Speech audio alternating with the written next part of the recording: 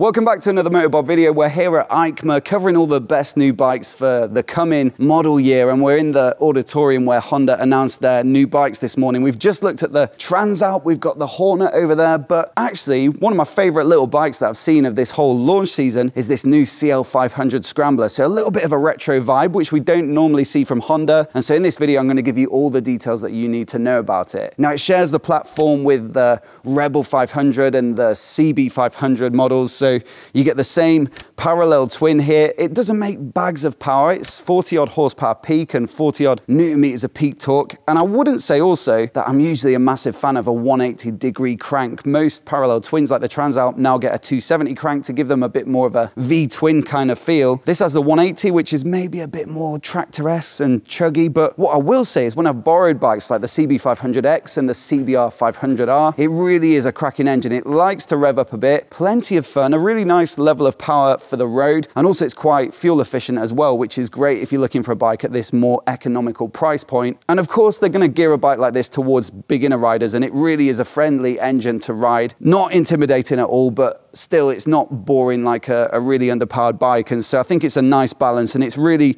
a solid motor that should be perfect for this kind of bike. Chassis wise, like I say, they've gone for that retro Scrambler vibe. So you've got regular 41mm right way up forks, you've got twin shocks at the rear that give it a bit more of that retro style. There's a 19-inch wheel at the front, so maybe that's geared towards giving it a little bit of off-road ability. Semi-knobbly tires, these are Dunlop Trail Max Mixed Tours, but realistically it's quite a low slung bike. I think the ground clearance is like 155mm, so it's pretty low, and as such I wouldn't really say it's something that you want to take off-road extensively. You'd probably be better off with something like the CB500X if you like this engine, but you know, I actually want to do a little bit of light green laning and that sort of thing. Braking, there's a single disc up at the front here with a 2-pot NISSIN, so it's not particularly aggressive, but it's not a huge bike, so it doesn't really need a lot of stopping power, and I'm sure that's ample for this style of riding as well. 790mm in the seat height, so not particularly massive, 192 kilograms KERB, and so again with that newer rider in mind, or someone who might want to do a little bit of commuting and have it as a good little city bike, I think that's perfect dimensions really. It's really not intimidating at all. Tech-wise in the cockpit here, it's a very simple bike, partly I think because of the price point, partly because it doesn't have loads of power, so you don't need a lot of technological intervention, and also because it's a retro style bike, so you're not gonna expect all the latest gizmos and gadgets. You do get the inverted LCD display, which you'll also find on the Rebel or something very similar to that. Of course, you get ABS, there's LED lighting all round, and I do like the design of the lighting on these bikes, especially these neat little round indicators. It gets their emergency brake light feature, which flashes the lights when you're hard on the brakes, which I think is a brilliant idea. It's a shame more bikes don't come with it, because there's plenty of bikers who can report that they've been shunted from behind when they've stopped at a junction, so a brilliant safety feature. But other than that, it's pretty simple, but I think that's what you'd expect from it. Styling wise, I think it's a great looking bike, especially in this green paint job. It almost looks like a baby Triumph Street Scrambler. It's got a little bit of that Honda design language. It's got, you know, a little bit of the tank shape of the Rebel as well, but I think the overall package is that nice balance of a little bit retro, a little bit modern with the Honda typical design cues. I'd maybe swap this pretty big exhaust out. I think maybe the cat is in here as well, so that's what makes it so chunky, but I'm sure there'll be plenty of aftermarket options for that. But otherwise, it's a really nice looking bike. Now, price-wise, we don't have a price confirmed for this one either, but you know, the rough price for the CB500X, the CBR 500, the Rebel 500 is between that £6 and £7 grand price point. So